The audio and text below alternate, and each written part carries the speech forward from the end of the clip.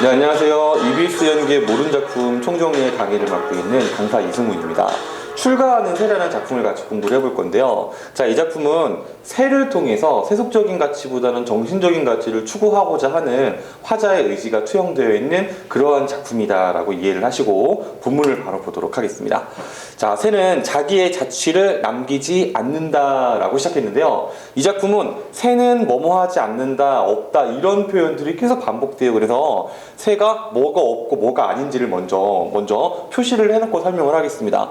새는 자취를 남기지 않고요. 그 다음에 새는 자기가 앉은 자리에 자기의 투영도 없고요. 새는 날아간 자리에 기척도 없고 과거도 없고요. 채취도 없고 눈물도 없는 그런 존재예요. 자, 쭉 보니까 새는 없는 게 너무 많죠. 자, 근데 이 없는 것들을 다 생각을 해보면요, 바로 이 없는 것들을 의미하는 것은 전부 다 세속적인 면모를 의미합니다. 어떤 물질적인 세속적인 면모. 왜냐면은 이 새가 만약에 어떤 초월적인 대상이나 정신적인 것만 남아있다면은 지금 나와 있는 이 말들은 존재할 이유가 사실은 없죠. 자, 그래서 지금 여기 맨 밑에 있는 영영 빈 몸으로 빈털터리로 빈 몸뚱이라는 것은요, 모든 것을 다 내려놓은 상태, 아무것도 가지지 않고 있는 그런 것을 의미합니다. 자, 세속의 모든 인연 욕망, 번뇌가 아니라 번뇌입니다. 오타가 하나 있네요. 번뇌를 내려놓은 모습이다. 자, 그래서 이 새는요, 실제로 존재하는 새가 아니에요. 화자가 설정한 겁니다. 화자의 의식을 투영해서 무언가 완벽한 이상적인 존재로 지금 설정을 해둔 거예요. 자, 그 다음 보시면은 그러나라고 해서 이제 시상이 전환되는 부분이 있는데, 앞부분에는 없는 것들, 즉 세속적인 것들이 없다라는 표현이 있었는데, 이제 뭐 하냐면은요, 막강한 풍속으로 거슬러 갈 줄을 안돼요.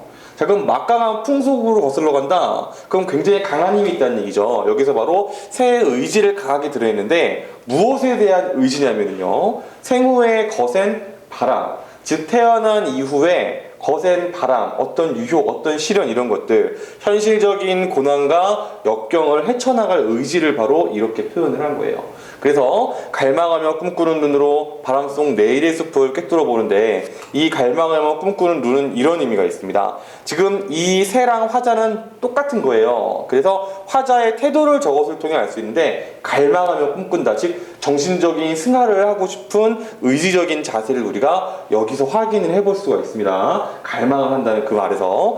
자, 그 다음에 이제 맨 마지막 바람 속 내일의 숲을 꿰뚫어 본다라고 했는데, 이 내일의 숲이 바로 화자가 지향하는 이상적인 곳, 진리를 아는 곳, 그런 곳이 되겠습니다. 자, 그래서 이 작품은요, 지금 이제 우리가 분석을 해봤는데, 그러나를 기점으로 전반부가 있고 후반부가 있는 거예요. 전반부에는 없다 그래가지고 어떤 세속적인 것이 아닌 새의 모습을 보여줬다면은, 이 뒷부분은요, 초월하기 위한 의지적인 존재로서의 새를 그려냈다, 이렇게 이해하시면 되겠습니다. 자, 그럼 이제 수능 출제 포인트를 보겠는데요, 시상의 대립과 지향이라고 해서 지금 왼쪽 부분, 오른쪽 부분 제가 설명한 내용이 그대로 있으니까 넘어가도록 하겠습니다. 자, 그 다음에 위시의 표현상의 특징이라고 그랬는데요, 자, 이 정답 먼저 보죠. 3번 부정서술어를 반복적으로 사용해서 화자의 인식을 강조했다. 자, 없다 라고 해서 새가 세속적인 것을 안 가지고 있다는 것을 계속 설명해놨죠. 자, 1번.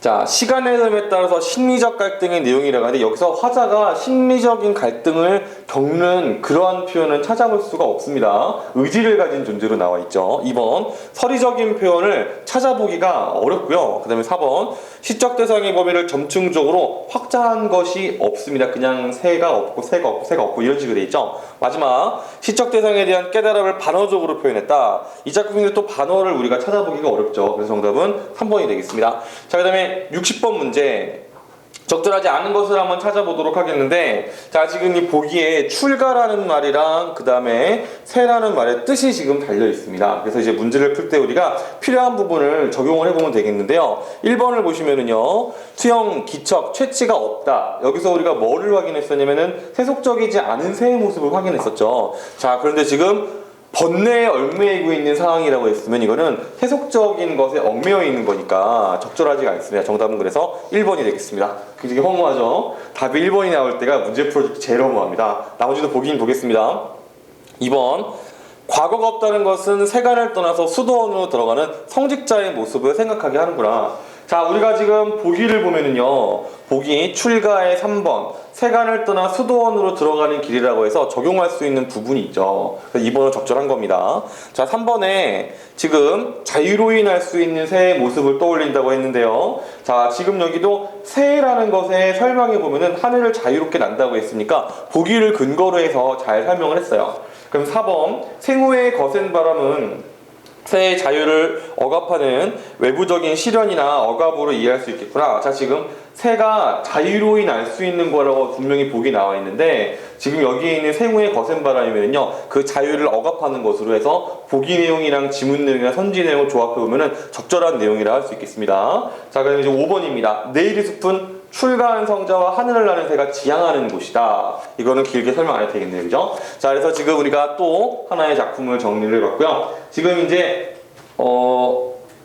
현대시는 거의 정리가 끝나가는 것 같습니다. 여러분, 저는 이승훈 선생이었고요. 여러분들의 수능 만점을 기원하겠습니다. 여러분, 화이팅!